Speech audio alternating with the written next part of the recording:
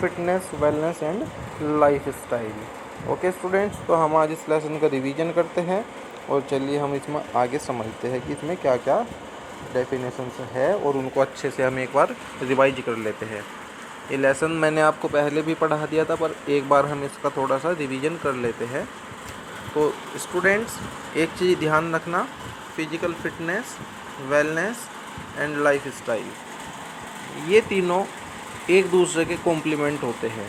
Complement का मतलब, जैसे कि अगर मान लीजिए हमने कोई पेन परचेज़ किया, ठीक है, हमने कोई पेन परचेज़ किया। अब सपोज कीजिए उस पेन का जो रिफ़िल होता है वो ख़त्म हो गया, रिफ़िल या इंक जो है वो हमने उसको यूज कर लिया। अब उसके बाद हमें क्या करना होता है, we will buy a new refill, हम एक नया रिफ़िल लाएंगे और उस पेन को हम फिर से इस्तेमाल कर सकते हैं। तो ऐसे ही फिजिकल फिटनेस, वेलनेस और लाइफ स्टाइल एक दूसरे के कॉम्प्लीमेंट है। मतलब अगर हम फिजिकली फिट है तो हम वेल भी है, और अगर हमारा लाइफ स्टाइल अच्छा होगा तो हम फिजिकली फिट ज़रूर होंगे। ओके स्टूडेंट्स, चलिए अभी हम बात करते हैं आगे चल के इनकी थोड़ा डेफिनेशंस के बारे में। अब देखिए बच्चों, यहाँ पर सबसे पहले आ जाता है डेफिनेशन ऑफ फिजिकल फिटनेस। ठीक है, ध्यान से देखना फिजिकल फिटनेस की क्या डेफिनेशन है। तो अगर मैं पढ़ना स्टार्ट करूँ, physical fitness means the capacity to do the routine work without any fatigue और exertion, and after doing the work the person has power to do some more work and recovery is quicker. यानी कि physically fit हम इंसान की उस capacity, उस क्षमता या उस योग्यता को कहते हैं फिजिकल फिटनेस, कि जब कोई व्यक्ति कोई वर्क करने के बाद में, ठीक है, कोई भी वर्क करने के बाद में अगर वो थक जाता है, ठीक है, थक जाता है या उसकी एनर्जी एग्जॉस्ट हो जाती है और उसके बाद भी उसके अंदर कुछ एनर्जी बाकी है कि हाँ मैं कंटिन्यू कर सकता हूँ। अब सपोज कीजिए मैंने 5 किलोमीटर की रेस लगाई, स्लो जॉगिंग मैंने की, ठीक है, 5 किलोमीटर की स्लो जॉगिंग मैंने की। अब सबसे पहले तो जो फिजिकली फिट नहीं होंगे वो इंडिविजुअल्स 5 किलोमीटर की जॉगिंग नहीं कर सकते। बट अगर 5 किलोमीटर की जॉगिंग करने के बाद भी आप मुझे कहो कि मुझे अभी थोड़ी और रूटीन वर्क करना है या मुझे भी थोड़े पुशअप्स और करने हैं, तो अगर मेरे अंदर उसके लिए एनर्जी अभी भी बाकी है तो मैं फिजिकली फिट हूँ। ठीक है, यही फॉर्मूला है कि अगर हम कुछ वर्क करने के बाद में अगर थक जाते हैं, एनर्जी एग्जॉस्ट हो जाती है और उसके बाद भी कुछ एनर्जी हमारे अंदर बच जाती है, तो ये स्टेट फिजिकल फिटनेस कहलाती है। ठीक है स्टूडेंट्स, अब बात करते हैं वेलनेस के बारे में। वेलनेस क्या होता है? अब वेलनेस हम एक तरीके से ये भी फिजिकल फिटनेस का आप इसको सिनोनियम मान लीजिए कि भाई अगर बंदा फिजिकली फिट होगा तो वो फिजिकली वेल भी ज़रूर होगा, क्योंकि वेल का मतलब होता है अच्छा। ठीक है, अब अगर हमारी बॉडी सारे काम अच्छे से करेगी, ठीक है, हमारा डाइजेशन अच्छे से होगा, रेस्पिरेटरी हमारा पूरा काम करेगी, एक्सक्रीटरी और सर्कुलेटरी सिस्टम सब कुछ अगर सही चलेगा, तो मान लीजिए कि हमारी बॉडी वेल है और वो स्टेट हमारी कहलाती है वेलनेस।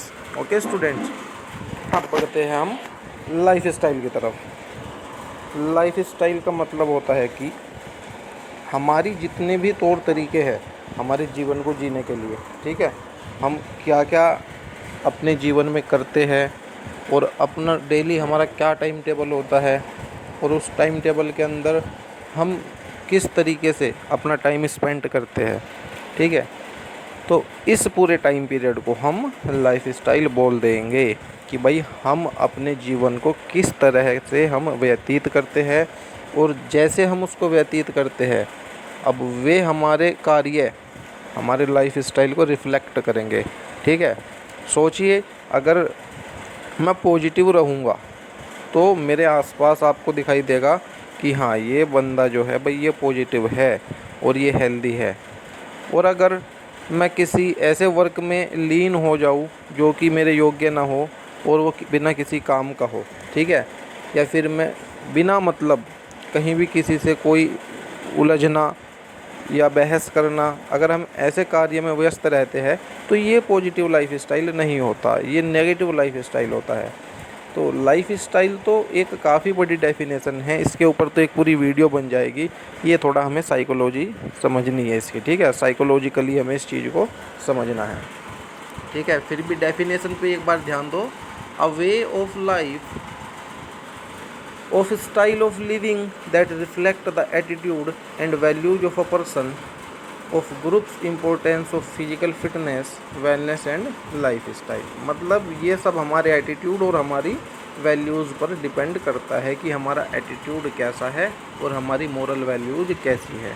ओके स्टूडेंट्स, अब हम बात करते हैं इम्पोर्टेंस ऑफ फिजिकल फिटनेस। ठीक है भाई, ये हमारे लिए क्यों ज़रूरी है, हम फिजिकली फिट क्यों रहे। तो चलिए सबसे पहले पढ़ते हैं to live a long and healthy life. देखो बच्चों, हमारे देश में जो आयु सीमा है, ठीक है, जो उम्र सीमा है एक इंसान की, average total human development index का जो रिकॉर्ड आता है उसमें पूरे वर्ल्ड की एज लिमिट निकलती है। तो हमारे इंडिया की 67.9 है शायद, ठीक है, यानी कि 67 साल या 68 साल तक एक व्यक्ति यहाँ पर जीवन जीता है। और आप जानते हैं हमारे जो पूर्वज थे वो 100 प्लस एक्सीड कर जाते थे, 100 प्लस, यानी कि वो 100 साल तक जीते थे। तो भाई क्या अंतर आया वैसा, हमारी 67 ही क्यों रह गई। तो ये सब कुछ डिपेंड करता है फिजिकल फिटनेस के ऊपर, ठीक है स्टूडेंट्स, क्योंकि वो हमसे कहीं ज़्यादा फिजिकली फिट थे, उनका रूटीन हमसे कहीं ज़्यादा बेहतर था, उनकी डाइट हमसे कहीं ज़्यादा बेहतर थी, और उनकी जो एक्टिविटीज़ होती थी, जो कार्य वो करते थे, आज की जो पीढ़ी है वो उस कार्य को नहीं कर सकती है। ठीक है, तो अगर बंदा फिट होगा तो वो लॉन्ग लाइफ जिएगा। चलिए अब पढ़ते हैं number 2, to increase the energy power and capacity of the body.